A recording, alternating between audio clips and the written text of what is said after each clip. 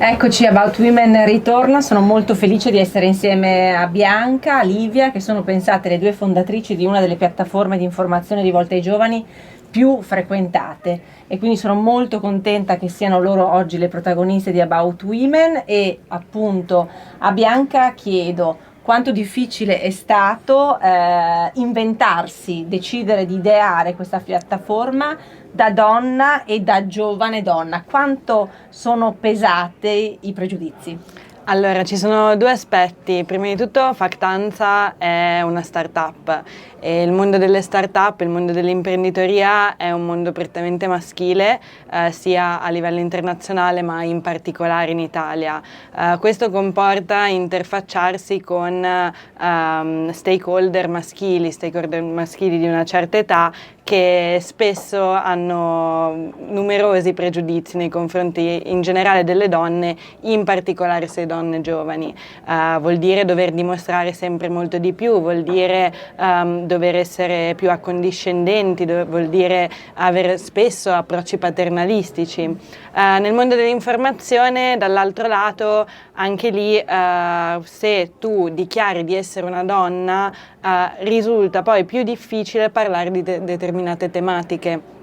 Quindi ad esempio se tu parli come testata di gender gap è un conto, se tu parli come giovane donna di gender gap rischi di avere una risposta da parte degli utenti molto più negativa, molto meno aperta al dialogo. Quindi sicuramente ci sono stati alcuni aspetti difficoltosi, però crediamo che spingendo e portando avanti le nostre istanze questo si vada via via ad appianare. E in più siete state anche premiate perché 700.000 follower significa che credono nel vostro modo di fare informazione. E a Livia voglio appunto chiedere: perché rivolgersi ai giovani? Perché avete sentito la necessità che fosse proprio il pubblico giovane quello diciamo che avesse maggior bisogno di essere informato?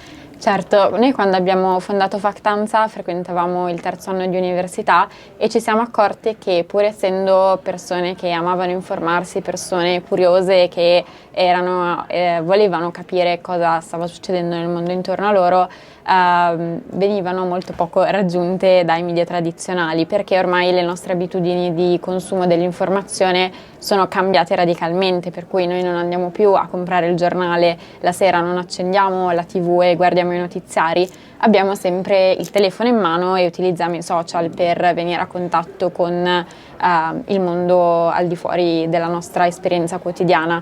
Di conseguenza abbiamo ritenuto che questa mancanza di informazione fatta per i giovani, quindi non il giornale che è sui social, ma una piattaforma che sia proprio pensata per fare da amplificatore, da voce alle nuove generazioni, fosse una grande minaccia al futuro della nostra generazione, perché è una generazione che non è informata, è una generazione che è poco consapevole dei problemi che la circondano, ma soprattutto di come risolverli. E quindi abbiamo deciso: ok, facciamolo noi, iniziamo a capire come parlare in maniera efficace e fare informazione sui social, e da lì insomma ci siamo impegnate quotidianamente e Factanza è diventata la nostra azienda, la nostra realtà. In qualche modo adesso ha contribuito anche a cambiare il modo in cui l'informazione viene vista in Italia.